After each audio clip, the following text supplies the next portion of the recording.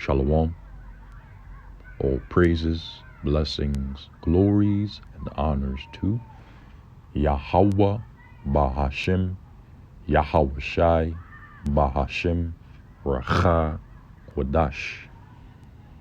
Double honors to my elder apostles and bishop elders of Great Millstone, who taught me this truth, as well of men of like mind.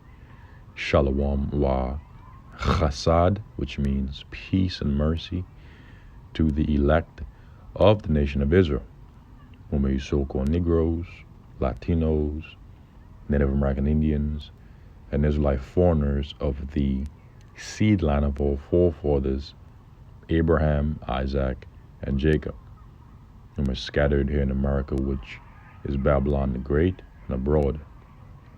To you I say Shalom, beginning with the 144,000 prophets, and Yahweh Bahashim, Yahweh Shai, Ratazah. This lesson is edifying and informative.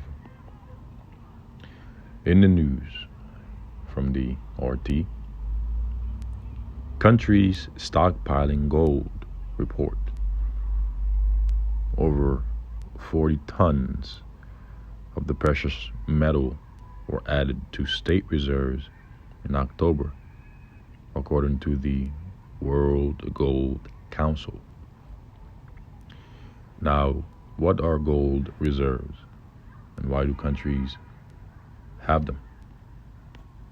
This is from gold.co.uk, and as you brothers and few sisters can see before you, they have a live indicator of the spot price says for gold and silver and other precious metals, including platinum, palladium, and I'm sure they have a lot more. Anyhow, it says gold reserves refer to physical gold bullion that is held by a country's central bank. The United States' central bank is the Federal Reserve.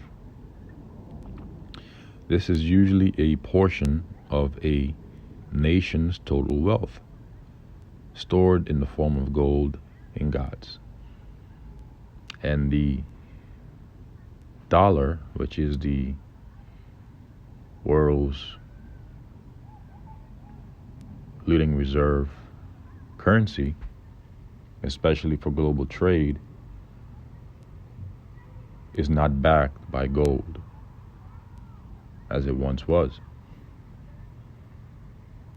Instead, it is backed by the global's public's trust. Hence, it is extrinsic. Fiat. Extrinsic meaning that its value is external. It is not intrinsic, it is not inherent, like gold, silver, land, and cattle. Because the global public's trust gives it its value. Many nations, for security purposes, choose to store their gold reserves outside of their own banking system. In the UK, for example, the Bank of England stores not only the UK's gold reserves, but a number of other countries' reserves too. So why do countries have gold reserves?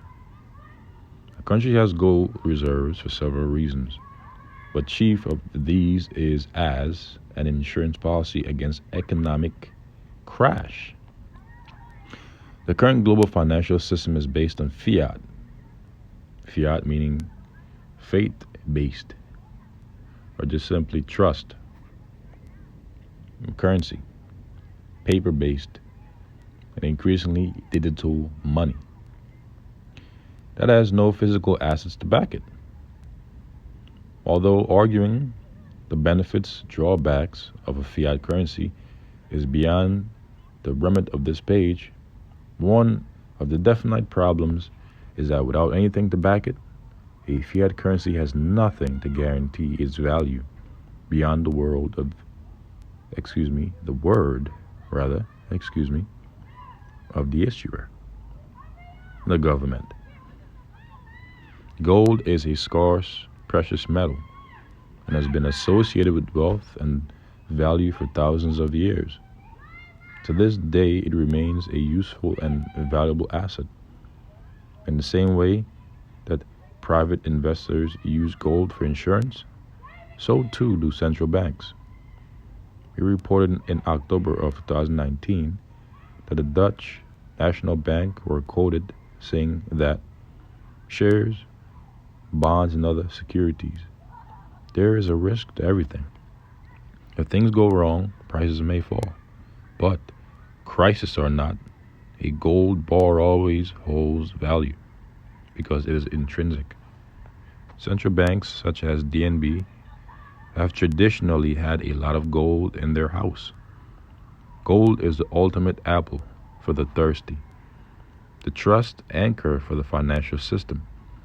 If the entire system collapses, the gold stock provides a collateral to start over. Gold gives confidence in the power of the central bank's balance sheet. That gives a safe feeling. In the worst case scenario, holding gold reserves provides a country with an insurance should fiat currency sink. If their fiat currency has become worthless or near worthless, then they still have physical gold to repay debts and to issue money. And so to summarize why countries have gold reserve here from the Investopedia, governments today no longer require that all of their money be backed by gold. However, they still store huge amounts of bullion to protect against hyperinflation or other economic calamities. And what is hyperinflation? In fact, what is inflation? Inflation is the expansion of money supply within an economy, or rather the increase in the cost of goods and services due to the expansion of money supply within an economy. It is when the value of a country's currency declines, resulting in the increase for costs of goods and services, including foods, basic household appliances, and even the cost of living. Things increase because the value of the currency decreases, simply put, or other economic calamities. And we understand that the time will come when the money that we use in this current system, which is fiat, will be of no use. It will be of no worth, because everything will become digital. Because we are, even as I speak, moving towards a much more digital-based society. Okay, a society fit for the New World agenda of the wicked, who, according to Malachi chapter 1 verse 4, is Esau, Edom, the so-called Caucasian race. Their New World agenda is to cause all, both small and great, rich and poor, free and bond, to receive a mark in their right hands or in their foreheads. And that mark is the RFID microchip, also known as the NFC chip implant in Europe, also known as the biochip implant. The word bio means living or alive, and also known as the brain chip implant, i.e. Elon Musk's Neuralink, among others.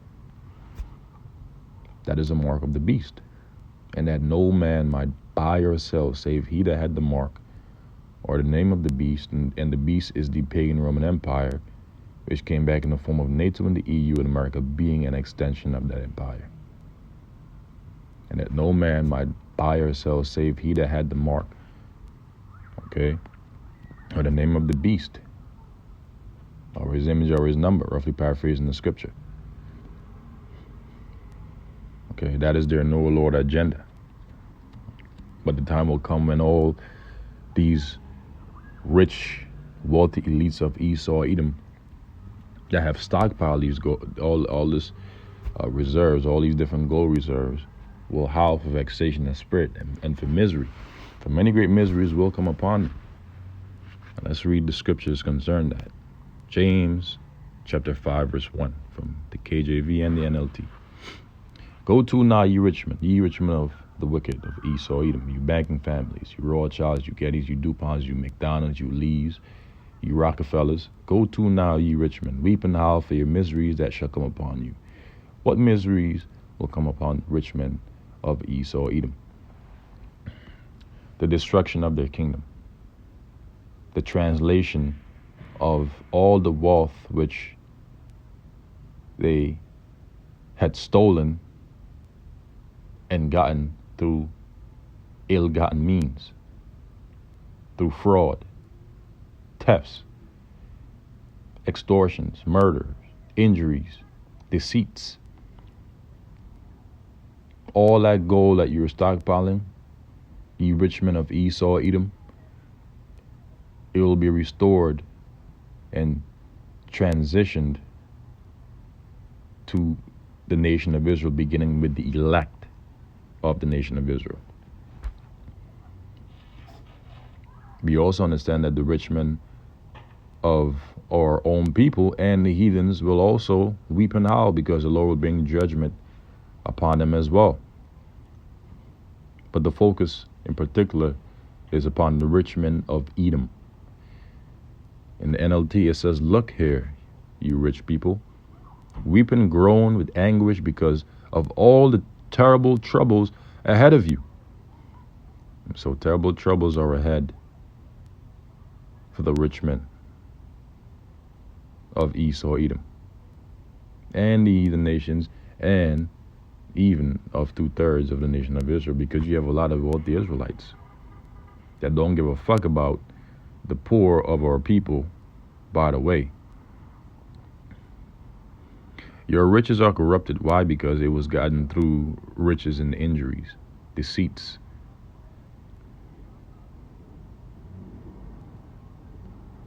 And your garments are moth-eaten.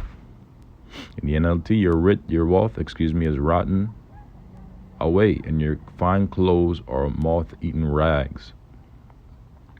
Your gold and silver is cankered, is become worthless, and the rust of them shall be a witness against you, because their gold and silver shall not be able to deliver them from the wrath of Yahweh, Bahashem Yahushua, according to Ezekiel chapter 7 verse 19, which Abradazal get, and shall eat your flesh as it were fire. You have heaped treasure together for the last days. And this is the point that I wanted to get. Now, before I get that point, in Job, the 20th chapter, Lord's willing, let's read it in the NLT. Your gold and silver have become worthless. The very wealth you were counting on will eat away your flesh like fire. This treasure you have accumulated will stand as evidence against you, woo-wee, man, on the day of judgment. So you have heaped all the treasure that you have upon the earth. For who? Let's find out. This is the book of Job, chapter 20, verse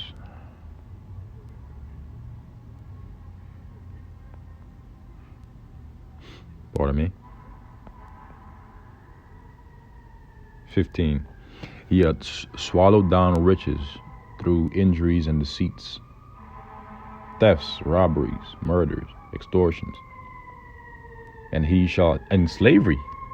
Okay, slavery. Let's not forget slavery of our nation, or so-called Negroes, Latinos, and Native American Indians and Israelite foreigners. They have swallowed down riches. Okay, he had swallowed down riches, Who is the he? Esau, Edom. Beginning with their top banking families, their elites, and he shall vomit them up again. Yahweh Ba'ashem Yahushai shall cast them out of his belly. Verse 15 in the NLT. They will vomit the wealth they swallowed. Yahweh Ba'ashem Yahushai won't let them keep it down,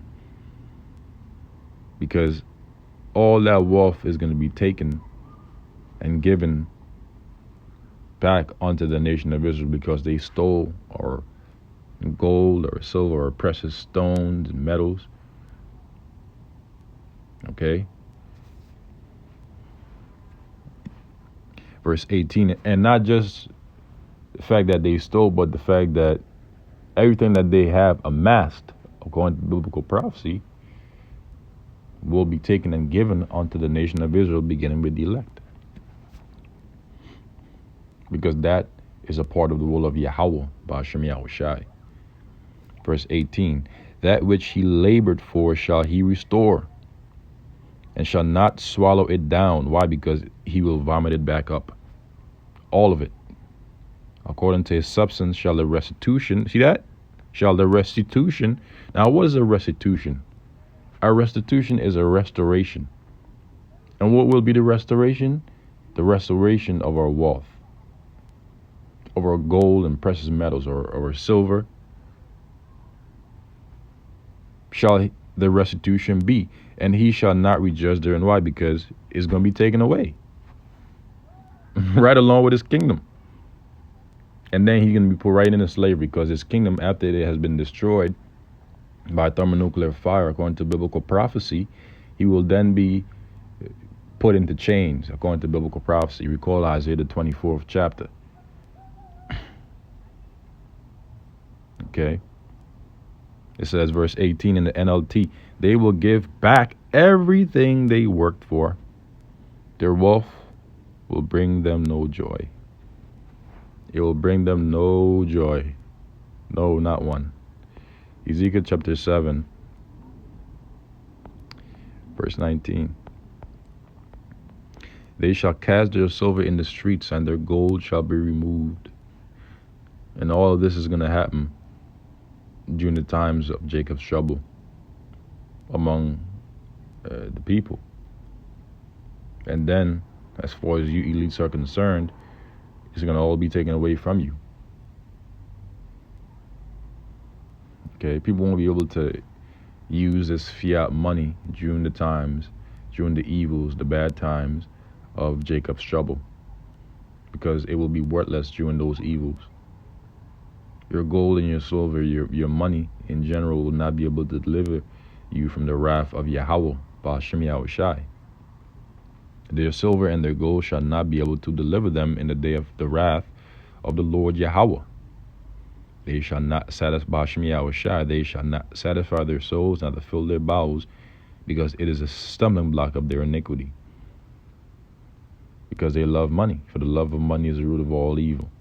In the NLT, they will throw their money in the streets, tossing it out like worthless trash. Their silver and gold won't save them on the day of the Lord's, Yahweh's anger. Ba'ashem Yahushai. It will neither satisfy nor feed them. For their greed can only trip them up. So, with that, I will conclude this lesson. Abu Radza, it has been edifying and informative. This has been another in the news. Shalom to the elect. Until the next, Yahweh Ba'ashem Yahushai Ratazah. Ratazah means willing in the Hebrew. Shalom. Okay.